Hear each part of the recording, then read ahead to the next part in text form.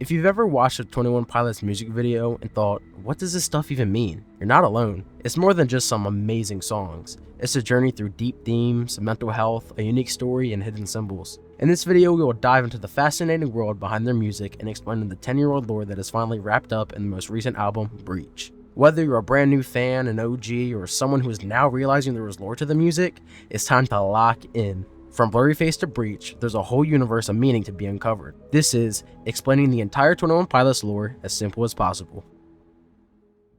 Every story needs a start, right? Well, for 21 Pilots, this story starts with a 2015 hit album, Blurryface.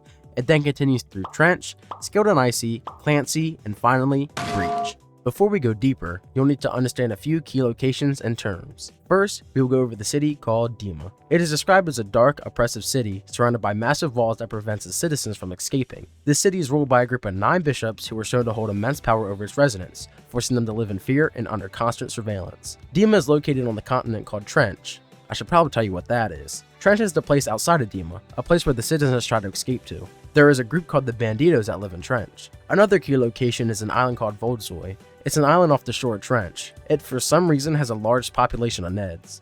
I'll be sure to explain what a Ned is later. That's about it for the locations. Now let me explain some key terms you should know. The thing about Dema is that it isn't controlled just by high walls and fear. It's controlled by belief. The city follows a corrupt religion called Vialism, which teaches that the only way to paradise is by taking one's own life. Those who fall victim to this religion are remembered as the glory is gone. This also allows the bishops to use their power called seizing. It allows them to take control of the dead as vessels. They are the only ones who can use this power. At least that's what they thought. Clancy, one of the main characters, is an exception to this rule and can also use this power. Now that you know all of this information, it's time to introduce our characters. First up, our main guys. Clancy, which is Tyler, and Torchbearer, which is Josh. Clancy is a citizen of Dema who is known for writing letters and detailing his life in the city. He was also forced to make propaganda for Dema, which was the album Skilled and Icy. He is well known by the other citizens of Dema, and he is the only non-bishop that can use the seizing power. Now, let's talk about our man Torchbearer. He is the leader of the rebellious group called the Banditos. He has the power to appear to guide people without physically being there. You may be thinking, who are the Banditos? Well, I'ma tell you. The Banditos are a group of people that have managed to escape Dema and aim to overthrow the city and help the citizens escape. They use the color yellow to symbolize their group. Let's start going over the bishops. There are 9 of them, and the leader goes by Nico, also known as Blurryface. The next important bishop is Keon's, which is Clancy's bishop. Later on, Keon's will betray Dema to help Clancy and the Banditos. There are 7 others, but they don't really matter. Just know they are higher ups in Dema and they control different parts of the city. The dragon on the Skilled and Icy album cover is named Trash, and he will help out later. Finally, what is a Ned? Neds are these creatures that reside on the island Voldsoi. Their antlers can grow and be removed. When Clancy has these antlers, it gives him the power of seizing. Now that we've set the stage, it's time to dive into the story itself. I won't go into every single detail because that would take hours, but I'll be breaking down the entire journey as simple as possible. This is a story that's been unfolding for over a decade, filled with hidden codes, websites, and letters that kept the fanbase constantly searching for answers. And before we continue, I just want to say thank you. My last story video hit around 100,000 views and the support has been incredible. If you enjoyed this one or find it helpful, please consider subscribing. It helps out a lot. Alright, let's get into the story.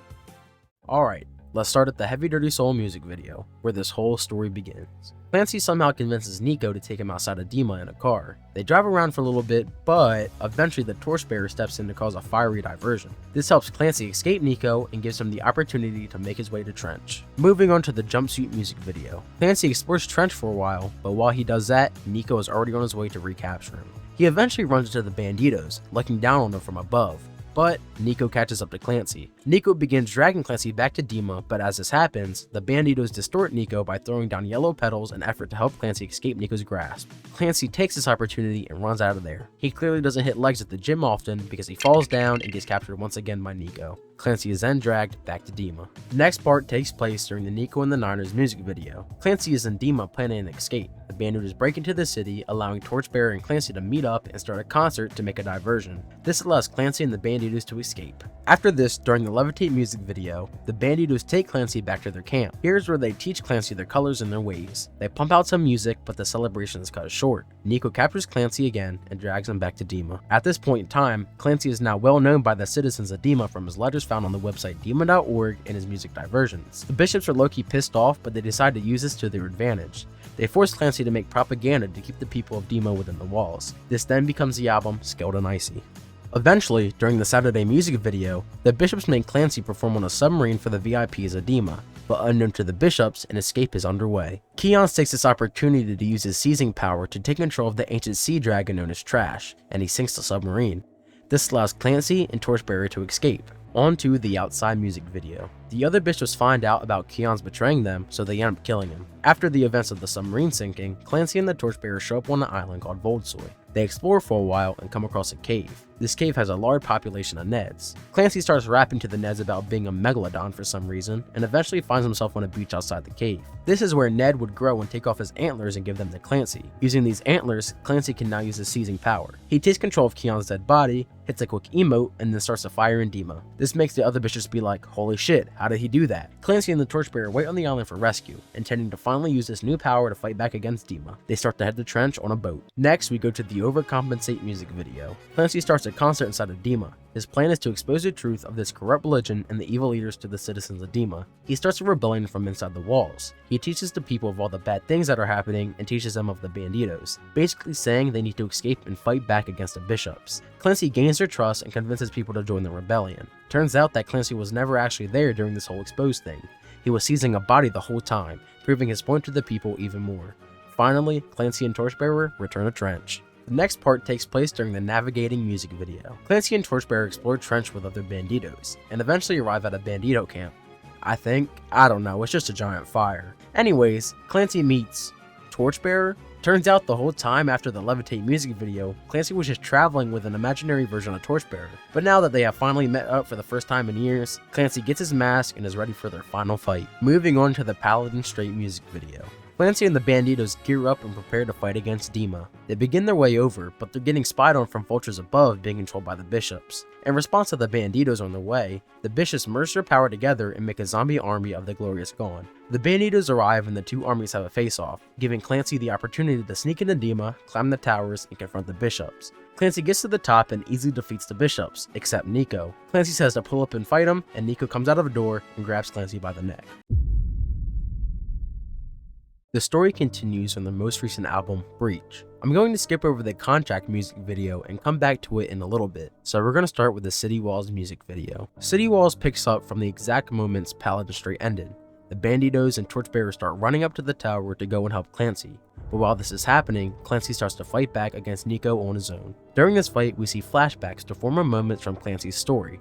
First is the Heavydirtysoul music video where Clancy originally escaped Nico, then the Levitate music video where he was hanging out with the banditos, and the final flashback being when he got captured by Nico in Jumpsuit. During all of these flashbacks, Clancy tries to run from Nico, but eventually turns back to face him. All while this is happening, Torchbearer is struggling to get into the room. Clancy has lost the antlers that has been helping him fight, so the final weapon he uses is the 21 Pilot symbol to pretty much disintegrate Nico. Everything seems to be fine. Clancy finally defeated Nico, right? Well, not quite. Clancy gets a bishop robe and now has become Nico. Clancy then starts handing robes out to the banditos, but the Torchbearer refuses to take one and leaves. This then leaves Clancy at the center of 9 bishops, pretty much recreating the thing he fought to destroy. Outside, we see an interaction between a bandito and Torchbearer.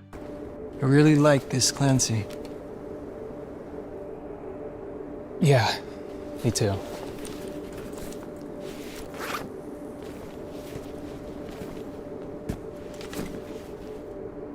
But that's not Clancy up there anymore.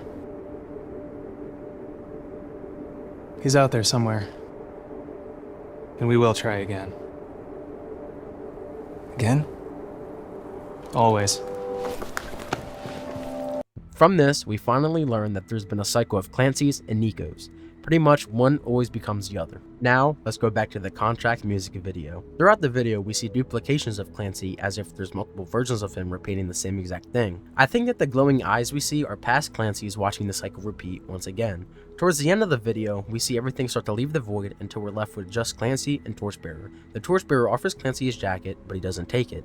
Alright, now back to the final part of the City Walls music video. It seems like this has all happened before, and it will probably happen again. But this time, there's a sign of hope.